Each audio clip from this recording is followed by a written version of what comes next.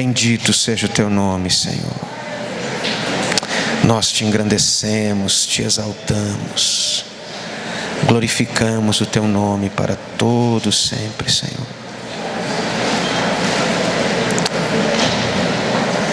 Como é bom estarmos juntos na tua presença, Senhor. Pode ordenar a tua vida, a tua bênção para sempre nesse lugar. Glória a Deus, glória a Deus. Josué capítulo 6, a partir do verso 1.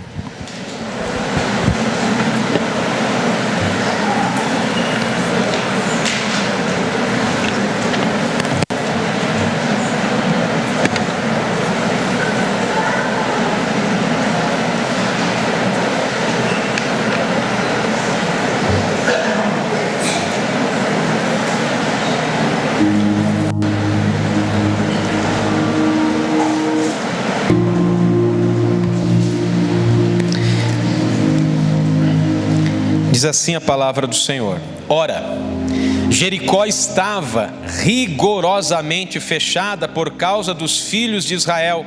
Ninguém saía, ninguém entrava. Então disse o Senhor a Josué: Olha, entreguei na tua mão Jericó, o seu rei e os seus valentes. Vós, pois, todos os homens de guerra, rodeais a cidade, cercando-a uma vez, e assim fareis por 6 dias. 7 sacerdotes levarão 7 trombetas de chifre de carneiro adiante da arca no 7º dia. Rodeareis a cidade 7 vezes, e os sacerdotes tocarão as trombetas. E será que, tocando-se longamente a trombeta de chifre de carneiro, ouvindo vós o zunido dela, todo o povo gritará com grande grita. O muro da cidade cairá abaixo, e o povo subirá nele, cada qual em frente de si. Verso 16. E sucedeu que na 7ª vez, quando os sacerdotes tocavam as trombetas, disse Josué ao povo: Gritai, porque o Senhor vos entregou a cidade. Verso 20. Gritou, pois, o povo, e os sacerdotes tocaram as trombetas. Tendo ouvido o povo o zunido da trombeta, e levantando então um grande grito, ruíram as muralhas. O povo subiu à cidade, cada qual em frente de si, e a tomaram. Amém? Glória a Deus. Eu quero compartilhar com vocês a respeito do grito que derruba muralhas. Diga, o grito que derruba muralhas. Esse episódio da palavra de Deus, ele é um dos relatos mais estranhos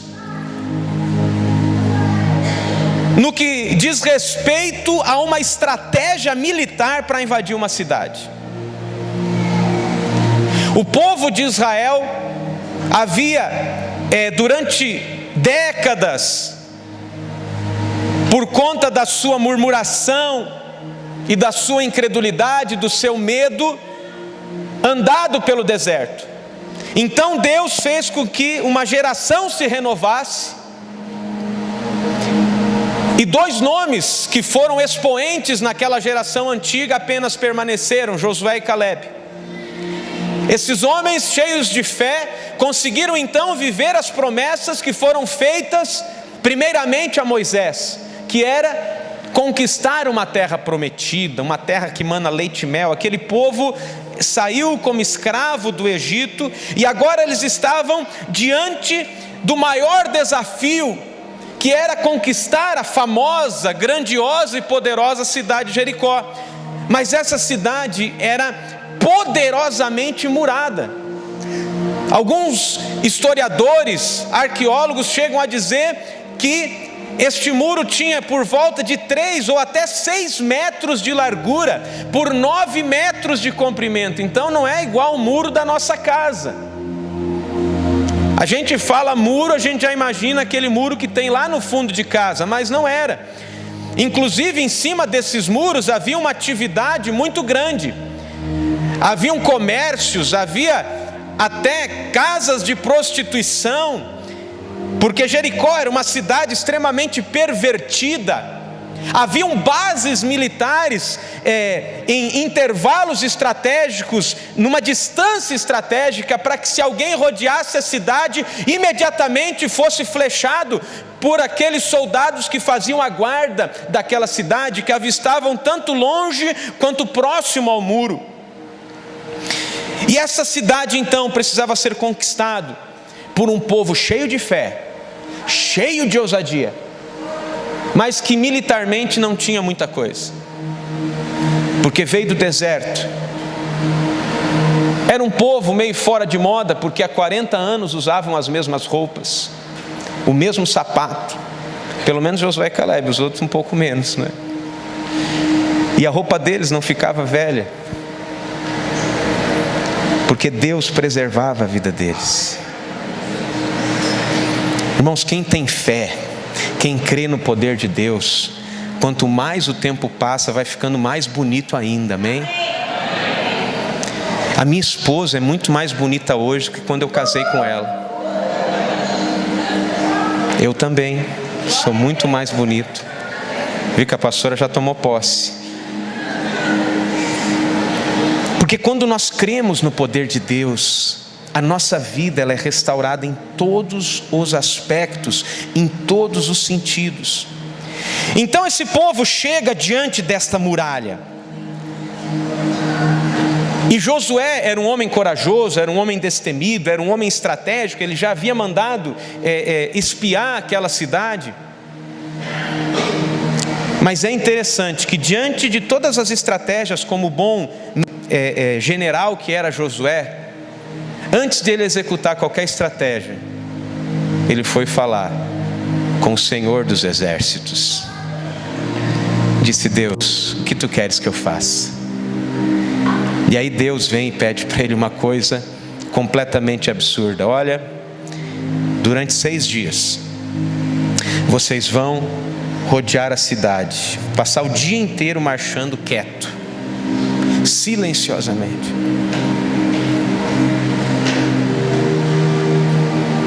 No 7º dia, vocês vão dar 7 voltas. E entre outras instruções, ele disse: olha, vocês, depois que tocarem, os sacerdotes tocarem as trombetas de chifre de carneiro, então todo o povo vai dar o maior grito que puder. E aí, Josué, as muralhas vão ruir e vocês vão conquistar a cidade. E isso de fato aconteceu. Mas é interessante que Deus traz uma estratégia para eles que na verdade era dar um cansaço no exército. Quando você vai para a guerra, você tem que dar uma descansada antes. Mas eles ficaram lá, caminhando o dia todo. E no último dia eles tiveram que acelerar a marcha. Antes de brigar, Deus deu mais um cansaço para eles.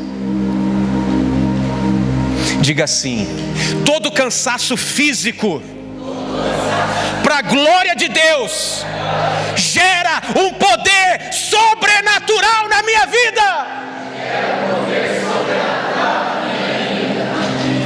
Toda vez que eu me dedico, que eu me desgasto para a glória de Deus, a glória dele se manifesta na minha vida. E é lindo ver esse povo dando esse grito, e de fato isso acontecendo. Se você estudar arqueologia, você vai ver que esse episódio bate com os relatos bíblicos, as provas assim arqueológicas desse acontecimento. É algo assim fantástico. Eu não tenho tempo de relatar aqui, mas de fato isso aconteceu. Esse povo viu uma muralha de 6 metros de largura, com 9 metros de altura, ruir por causa de um grito. Sabe que o grito ele expressa uma disposição mental muito poderosa. O grito ele tem uma função no ser humano muito importante. O grito ele pode nos aliviar a dor. O grito de um lutador pode intimidar o seu adversário.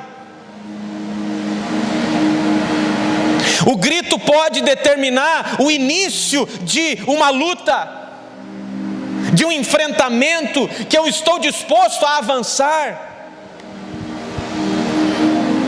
Mas é interessante que esse grito aqui não era apenas uma expressão sonora, mas por trás desse grito que de fato derrubou muralhas, haviam vários elementos. Eu vou rapidamente aqui falar apenas de 2 elementos. Esse grito, ele primeiramente estava expressando a unidade do povo de Deus. Diga, o meu grito precisa expressar a unidade com o povo de Deus. No capítulo 6 de Josué, no verso 20, diz que o povo gritou. Um grito unânime. Um grito de seguir a instrução de uma liderança. Porque não basta nos unirmos, o grande desafio é permanecer unido. O desafio é andar na mesma direção, no mesmo compasso. É andar unido, falando a mesma linguagem. A Bíblia diz no Salmo 133 que a nossa unidade gera uma ordem da parte de Deus. Deus ordena a sua bênção e vida para sempre. Deus não organiza nada que não estiver debaixo da unidade. Eu quero dar um conselho para você que às vezes enfrenta alguma luta dentro do seu casamento, dentro da sua casa. Mesmo que você não tenha a menor ideia de como você vai resolver esse conflito dentro do seu lar. Sabe qual o primeiro pacto que você e a sua esposa precisam renovar? É dizer assim: olha, nós temos aqui um compromisso de que nós cremos que esse problema irá se resolver.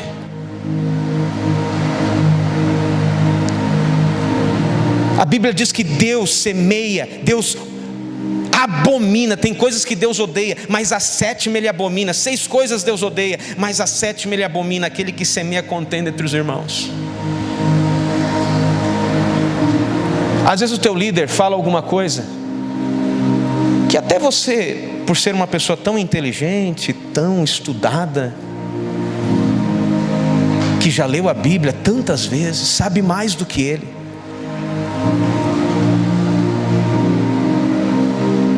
Você sabe tanto a Bíblia que não foi capaz ainda de assumir uma liderança de célula ou qualquer coisa, porque você conhece tanto que você acha assim que não, eu não concordo muito com isso, então não vou assumir nada. E você fica disseminando algumas coisas. Deixa eu te dizer, você é o maior herético que pode ter na face da terra. Nós somos batistas, mas nenhum de nós aqui é incentivado ou ensinado deste púlpito a falar mal de qualquer outra igreja. De mim você nunca vai ouvir isso. Mesmo aquelas que nós podemos ter divergências. Mas sabe como que nós vamos ganhar as pessoas para Jesus? Não é convencendo que a nossa doutrina é melhor, mas é sendo unidos uns aos outros, e o mundo vai crer que Jesus foi enviado para ele.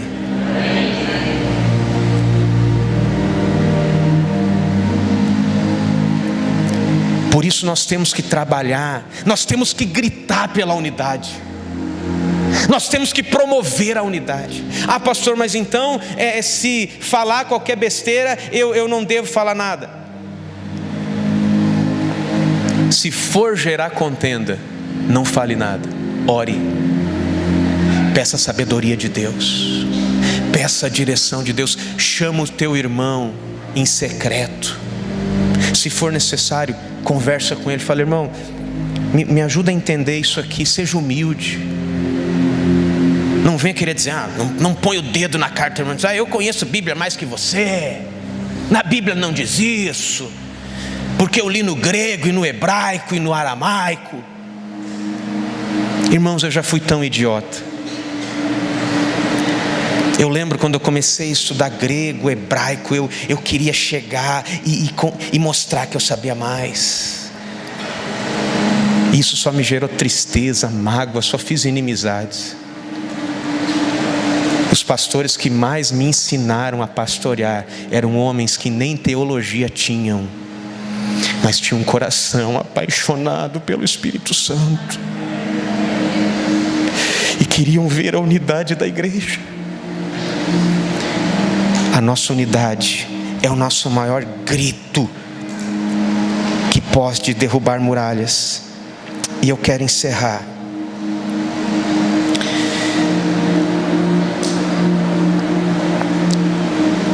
dizendo que, além do grito da unidade para derrubar muralhas, nós precisamos também termos o grito da obediência. Na verdade, nós precisamos ser pregadores que literalmente berram ensinando a obediência. João Batista era a voz que gritava no deserto. Jesus falou a respeito dele. Jesus era um homem que gritava. Às vezes a gente tem aquela visão de Jesus lá tão quietinho, parece um monge, quase Buda, com exceção do corpite, né, que Jesus mais fitness. Mas veja bem, a Bíblia diz, na primeira pregação de Jesus na sinagoga, ele diz assim: o Espírito de Deus está sobre mim, pelo que ele me ungiu para proclamar. Sabe o que significa a palavra proclamar? Gritar alto, porque tem grito que não é tão alto assim. Jesus era um homem que pregava para 20 mil pessoas sem microfone. Você consegue imaginar o que é um cara desse falando diante de um povo empolgado? Jesus pregava a obediência, ensinava a obediência. Olha, não basta apenas a gente obedecer, a gente tem que ensinar a obediência. Nós temos que ter uma unidade em cima da obediência. Josué foi um homem obediente a Moisés. O povo foi obediente às ordens de Moisés, apesar de ser uma ordem absurda. Esses homens podiam ter dito: Moisés, pelo amor de Deus, Josué, pelo amor de Deus, não tem como, cara. A gente precisa, quem sabe, cavar um buraco, entrar por baixo da cidade, ou vamos fazer igual os espias, Josué, não dá, cara. Deixa eu te dizer uma coisa: a verdadeira obediência, ela é provada na contradição e não na concordância. Porque quando eu concordo com alguém, é muito fácil obedecer, é ou não é? Se eu chegar para você e falar assim: olha, querido, eu queria dar uma direção como pastor para vocês aqui. Deus me abençoou essa semana. Tio meu fez um grande negócio e me mandou muito dinheiro, e eu estava falando com Deus e Deus me deu uma direção. Quem vier aqui à frente, eu estou com uma mala de dinheiro aqui, quem vier aqui à frente, eu vou dar uma nota de R$100 para cada um. Será que você pode sair do seu lugar e vir aqui buscar uma nota de R$100? Eu tenho certeza que a maioria de nós, com dor nas costas, qualquer coisa, viria aqui e buscaria. Amém ou não amém? Ou se você não quisesse buscar, eu tenho certeza que você arrumaria alguém que buscaria para você. Agora você imagina se eu chego aqui e falo: irmãos, estava orando essa semana, nós temos um desafio, nós temos um projeto, E Deus me deu uma direção: cada um que está aqui, nesse culto eu vou pedir no outro, sai do seu lugar e traga R$10 e coloque aqui em cima.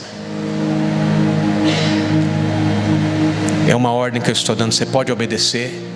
Ah, meu irmão, se eu fizer isso, pensa: o que é isso, pastor? Isso aqui virou o que agora? Isso aqui é uma igreja batista, onde já se viu o pastor pedir oferta, de falar a quantidade, o valor da oferta, e não sei o que. Bom, agora, se é para eu falar que eu vou dar e não está aí, meu Deus, que coisa batista, sempre aconteceu, eu já vi isso em várias igrejas batistas, pastor ir lá e pedir para buscar. Você nunca viu isso na tua vida, mas você já aceita na hora, ou não é? Olha que bênção, pastor, homem de Deus, que coisa linda, que palavra, que revelação. Agora, se você fala algo que talvez seja um pouco contraditório, que tira você do conformismo, você já começa a pregar desobediência. Irmão, a gente pode ter limitação, você pode dizer: olha cara, a gente tem que fazer isso, eu queria tanto, eu não queria ter só 10, eu queria ter 1000. Poxa, hoje eu não tenho nada, mas semana que vem eu vou trazer. A igreja tem projetos, eu quero investir nisso também. Você entende a diferença do coração? Hoje nós vivemos no mundo da polêmica e as pessoas querem polemizar as coisas. A igreja de Cristo não é uma igreja polêmica. A igreja de Cristo é uma igreja submissa, obediente. É por isso que nós vivemos discipulado, é por isso que nós estamos juntos, porque entre nós há um relacionamento de confiança. É por isso que na liderança não há aventureiros.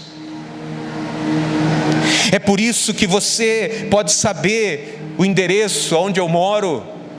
É por isso que você pode ter meu telefone, você conhece a minha família, você conhece a minha esposa, conhece minha filha. Você conhece os pastores dessa igreja, você conhece os líderes dessa igreja. Mas nós precisamos aprender a obedecer. Mas sabe por que nós não obedecemos? Por medo. Medo do que os outros vão falar, medo do que os outros vão dizer, medo de, quem sabe, não, estão me desafiando a liderar uma célula, estão me desafiando a orar por 3 pessoas e trazer para um culto, mas e se eu orar e ninguém for? Mas e se eu fizer e não der certo? Mas e se eu for fiel no dízimo e na oferta e me faltar o dinheiro? Mas e se eu falar de Jesus e a pessoa me desprezar? E se eu chegar e pedir para orar pelo meu patrão e ele me der as contas? Mas e mais, medo. Agora, sabe o que é medo? Medo não é apenas um sentimento. A Bíblia diz que os medrosos não herdarão o reino do céu. Sabe por quê? Medo é rebeldia. Diga: medo é rebeldia.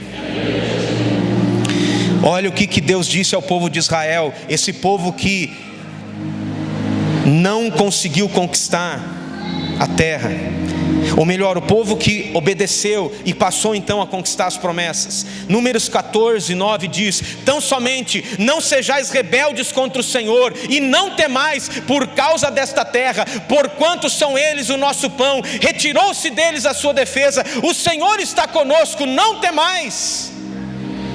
Palavras de Josué e Caleb a um povo que não conquistou, mas já pregando a uma nova geração que surgiria. Medo. E a Bíblia diz que a rebelião é igual a pecado de feitiçaria. 1 Samuel capítulo 15 verso 23 diz: porque a rebelião é como pecado de adivinhação, e obstinação é como a iniquidade de idolatria, porquanto rejeitastes a palavra do Senhor, e Ele também te rejeitou a ti, para que não sejas rei. Palavras que Samuel disse ao rei Saul, porque Samuel, como líder espiritual, disse para o rei Saul: invada lá o reino inimigo e mate todos os animais, mate o rei. É uma cidade sanguinária.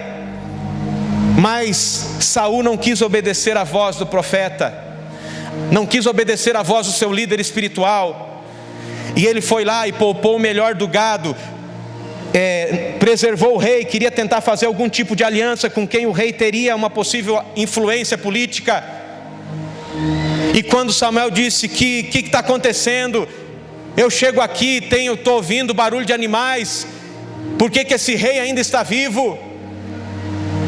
E sabe qual foi a resposta de Saul? Primeiro ele quis argumentar, depois ele teve um arrependimento falso. Mas olha o que ele disse para Samuel. Ele disse assim: disse Saul a Samuel, 1 Samuel 15, 24: pequei, porquanto transgredi a ordem do Senhor e as tuas palavras, porque temi ao povo e dei ouvidos à sua voz. Querido líder de célula, querido líder espiritual dentro da tua casa, pai de família, se a maioria das pessoas estão dizendo que o teu casamento já faliu, você é um líder que não vai dar ouvidos para o povo, porque a televisão diz, porque a maioria diz. Você vai dizer: eu e a minha casa serviremos ao Senhor. Você é uma voz profética dentro da tua casa. Se ninguém mais quiser, você vai dizer: eu continuo crendo, eu continuo querendo, Deus vai fazer. Mas sabe por que muitas vezes a gente deixa de fazer as coisas? Eu acho que as pessoas não gostam mais de mim, eu acho que as pessoas não me querem mais. E nós tememos a voz do povo, nós queremos a popularidade, nós queremos a aprovação das pessoas. Deixa eu te dizer uma coisa: nós precisamos ansiosamente buscarmos a aprovação do Espírito Santo.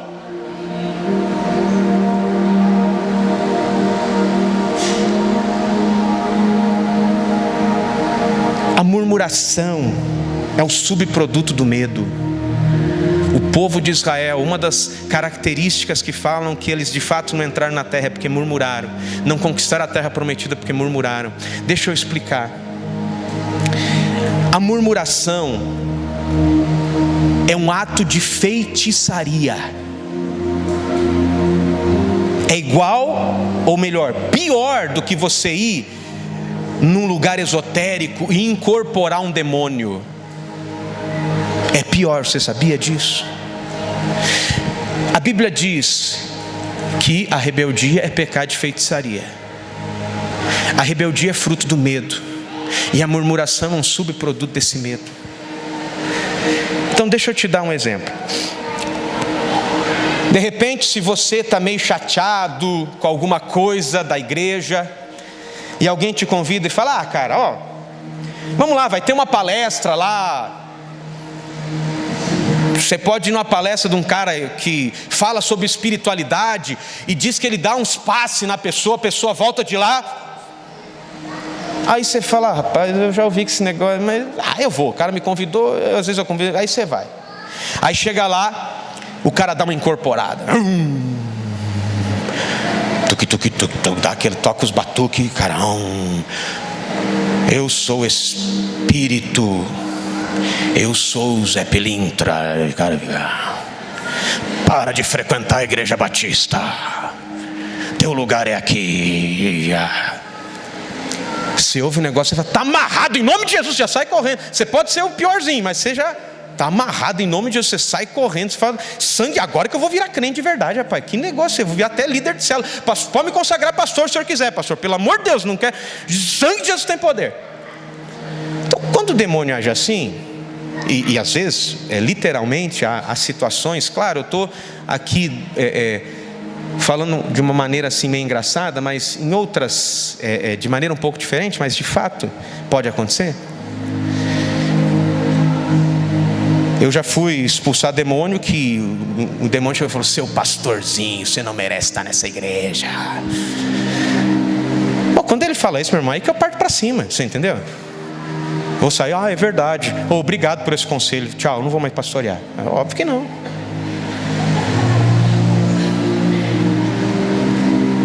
Pois é, agora o murmurador, como a rebelião é o medo é expressado pela murmuração. A gente reclama: vou ter que derrubar gigante. Pelo amor de Deus, tem muito gigante naquela terra, não dá. Ô Moisés, dá? Ajuda aí, cara. Pelo amor de Deus, vamos ficar dando mais 40 anos de voltinha no deserto, tá gostoso aqui, não é? É menos calor que Paranaíba, cara. Vamos lá, pô, né? Pelo menos na noite dá uma aliviada. Não. Os caras começaram a reclamar, medo. Ok. A pessoa que murmura na igreja, ela é assim, você fala, olha, aleluia. Você chega todo, glória a Deus, vamos fazer atitude 333, vamos ganhar almas para Jesus, não sei o que lá e tal. Aí chega o murmurador. Ah, cara, de novo esse negócio. Ah, misericórdia. Tô cansado, bicho. Não. Ah, não, eu vou aproveitar e vou viajar nesse período, vou voltar só depois. Que? Não, depois vai ser o culto lá no Carnaíba, não tem ar-condicionado no Carnaíba, rapaz.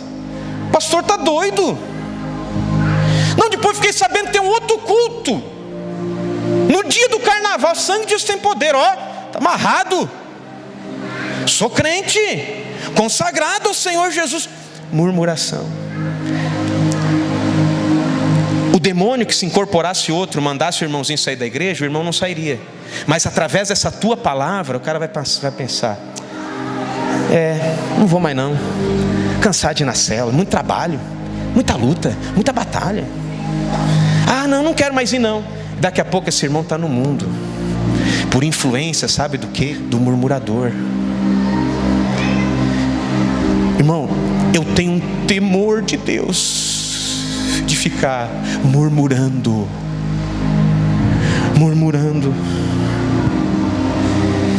Só tem um grito que derruba muralhas: aquele que está disposto a obedecer a Deus apesar das contradições. Quero chamar a equipe de louvor aqui à frente, nós vamos orar.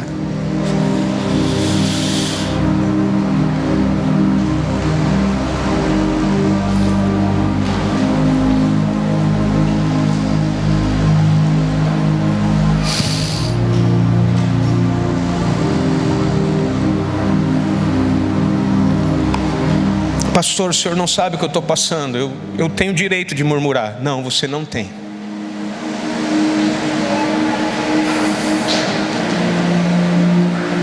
Você tem o direito de ficar triste, mas você não tem o direito de murmurar.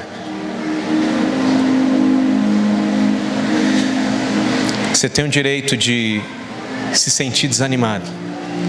Não é nem o direito, mas enfim, a gente é ser humano.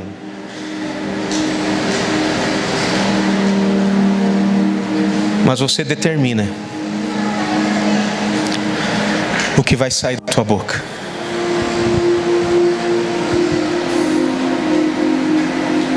Você determina. Sabe, não é o que entra pela sua boca que te contamina, é o que sai. Jesus ensinou isso.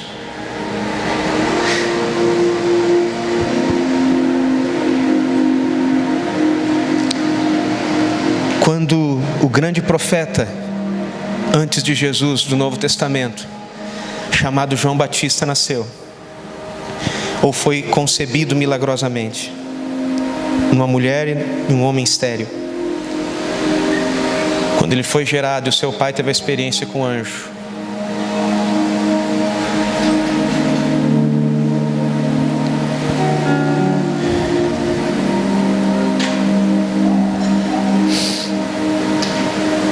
Durante o período ele precisou ficar mudo, porque certamente, como um bom religioso, ele poderia ficar reclamando, murmurando, dizendo que não seria capaz, que não conseguiria.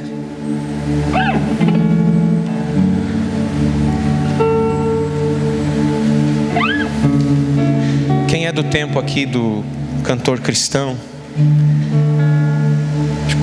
Pastor Plácio pode me ajudar? Acho que é o 365. Se paz a mais doce me deres gozar, se dor a mais forte sofrer. Oi?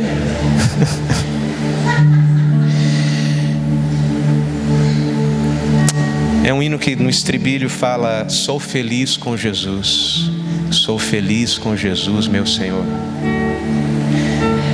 O homem que escreveu esse hino, um advogado chamado Spafford, Ele morava em Chicago, era um homem muito rico. E a cidade de Chicago teve um grande incêndio, 1/3 da cidade foi queimada. E esse homem muito rico perdeu grande parte dos seus bens. E logo após isso, ele era pai de um menino e 3 meninas. O seu filho morreu. Então, para tentar consolar um pouco a família, eles resolveram fazer uma viagem, um cruzeiro.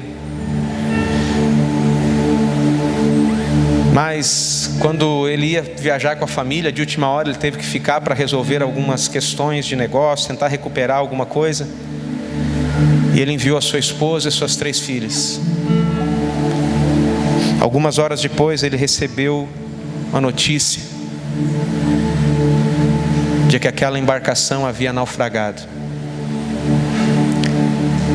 Recebeu um telegrama, uma mensagem da sua esposa: eu consegui me salvar, mas perdi nossas filhas. E aquele homem então alugou uma embarcação, foi buscar a sua esposa, pediu para que passasse perto, mais ou menos da onde o barco havia naufragado. E foi nesse cenário de dor que esse homem escreveu esse hino: sou feliz, sou feliz, sou feliz com Jesus meu Senhor. Se paz a mais doce me deres gozar, se dor a mais forte sofrer, ó seja o que for, tu me fazes saber que feliz com Jesus sempre eu sou.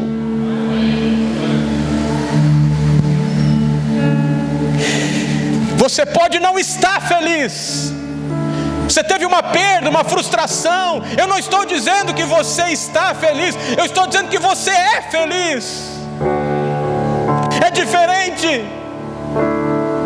Eu posso não estar feliz agora porque tenho uma dor, descobri uma enfermidade. Eu posso não estar feliz com esta circunstância ou com este problema, mas eu sou feliz porque tenho um Senhor Todo-Poderoso.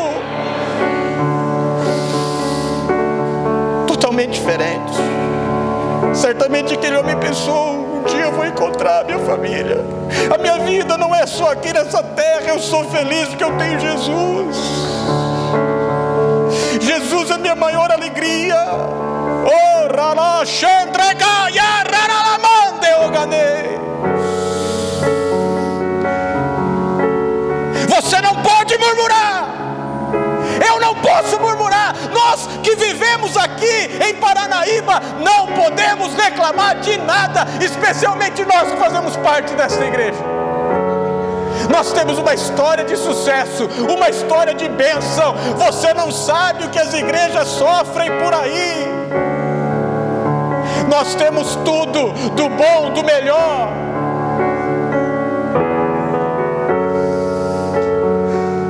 Você mora numa casa boa. Tem gente que não tem nem teto para dormir. Não consegue nem dormir debaixo de um teto. A gente não pode reclamar de nada. Ah, pastor, quer dizer que eu não posso falar nada se eu perder alguém? Não estou dizendo esses extremos, mas eu vou te dar um conselho. Se você perdeu o teu dinheiro, se você perdeu toda a tua família, se a tua esposa te abandonou, você pode dizer: Deus deu, Deus tomou, louvado seja o nome do Senhor. Não murmure, adore, adore, adore, adore, adore aquele que reina. Sabe por quê? Eu sei que o meu Redentor vive. Ele se levantará a meu favor. Se você não tem nada para agradecer pela circunstância, ore pelos seus amigos como fez Jó. Ore pelos outros. Diga: Senhor, não importa o que eu tenho perdido aqui nessa terra, eu quero te ver com os meus olhos, Senhor. Eu não quero apenas te conhecer de ouvir falar. É nessa perda, Deus, que eu tenho que aprender, a me tornar uma pessoa mais íntima da tua presença. Oh, meu Deus. O Espírito Santo do Senhor está aqui.